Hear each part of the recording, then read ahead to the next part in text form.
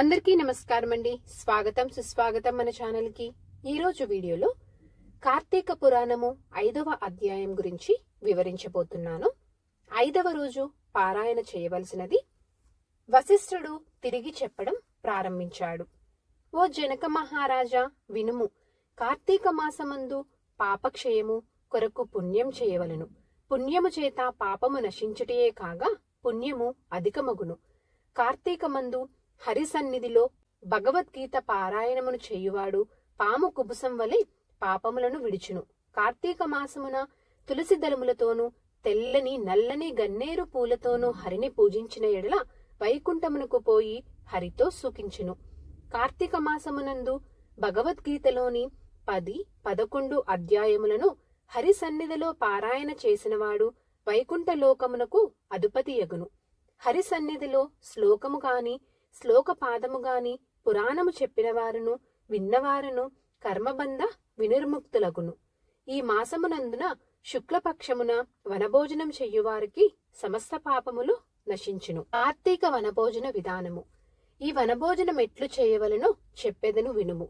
అనేక జాతి వృక్షములతో కూడిన వనమునందు అమలక అంటే ఉసిరికా వృక్షము వద్ద సాలగ్రామము గంధ పుష్ప అక్షాతులతో పూజించి శక్తి కొలది బ్రాహ్మణులను పూజించి వారితో కలిసి భుజించవలెను. తరువాత వారికి దక్షిణ తాంబూలములనిచ్చి నమస్కరించవలెను. ఈ విధంగా కార్తీక మాసమునందు వనభోజనం చేసిన ఏడల ఆ కాలమునందు చేసిన సమస్త పాపములు నశించి విష్ణులోకమునందు సుఖముగా నుందురు. కాబట్టి కార్తీక మాసమందు వనభోజనమును ఆచరింపవలెను. ఉసిరి చెట్టు కింద పురాణ కాలక్షేపం చాలా మంచిది. ఈ పురాణ శ్రవణం వల్ల ఎలుక రూపం నశించి నిజరూపం పొందిన బ్రాహ్మణ యువకుని కథను చెప్పెదను, శ్రద్ధగా వినుము అని వశిష్ఠుడు ఈ విధంగా చెప్పడం మొదలుపెట్టాడు. మోక్షమును పొందిన ఎలుక కథ. ఓ జనక, కావేరీ తీరంలో దేవశర్మ అనే బ్రాహ్మణుడు ఉండేవాడు. అతని కొడుకు శివశర్మ. పసితనము నుండి ఎంతో గారాబంగా పెరిగిన శివశర్మ పెద్దల ఎడల భయభక్తులు లేక దుష్ట సాంగత్యం వలన చెడ్డవాడిగా పేరు తెచ్చుకున్నాడు. ఒకనాడు దేవశర్మ తన కొడుకుని పిలిచి, నాయనా, నీ చెడ్డ పనులకు విసిగి వేసారిన ప్రజలు నీ గురించి రకరకాలుగా చెప్పుకుంటున్నారు. చివరికి నన్ను నిలదీసి నిందిస్తున్నారు. కాబట్టి నీవు చేసిన పాపములను పోగొట్టుకొనుటకు ఈ కార్తీక మాసమున ప్రతిరోజు కావేరీ స్నానము చేసి శివకేశవ ఆలయాలలో దీపారాధన చేసి శివకేశవులను పూజించుము అని హితబోధ చేశాడు. అది విన్న శివశర్మ తండ్రి శరీరమునకు పట్టిన మురికి పోవుటకు స్నానం చెయ్యవలెను. కాని అసలు మురికే పట్టనప్పుడు స్నానముతో పని ఏమి? అదీకాక స్నానం చెయ్యుటకు కావేరీ వరకు వెళ్లవలసిన అవసరమేమున్నది? నీవు చెప్పినట్లు వేకువనే స్నానమునకు లేచిన ఎడల నిద్ర చాలక ఆరోగ్యం క్షీణించును.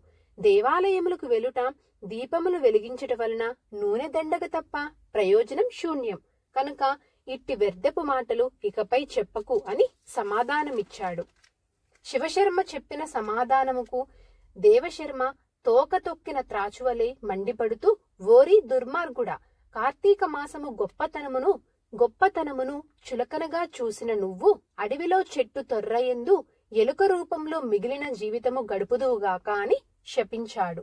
ఎన్నడూ లేని విధంగా తండ్రి కోపించిన తీరును చూసిన శివశర్మ భయపడి తండ్రి పాదములపై పడి క్షమించి శాప విమోచనమియ్యమని ప్రార్థించాడు. అప్పుడు దేవశర్మ, నాయన, శాపమును అనుభవించక తప్పదు.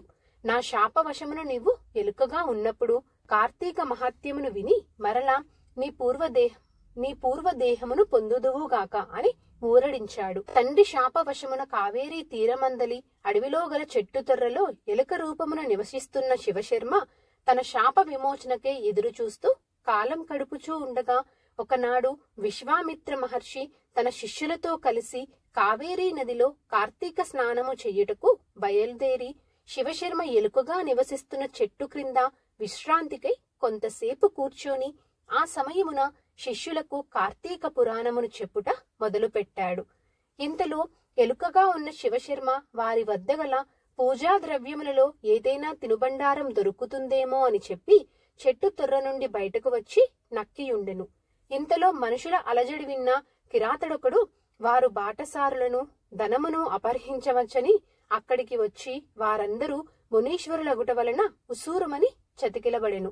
ఆ విధంగా ఎలుక రూపమున్నటువంటి శివశర్మ మరియు కిరాతుడు విశ్వామిత్ర మహర్షి చెబుతున్న కార్తీక మహత్యమును వినగలిగారు.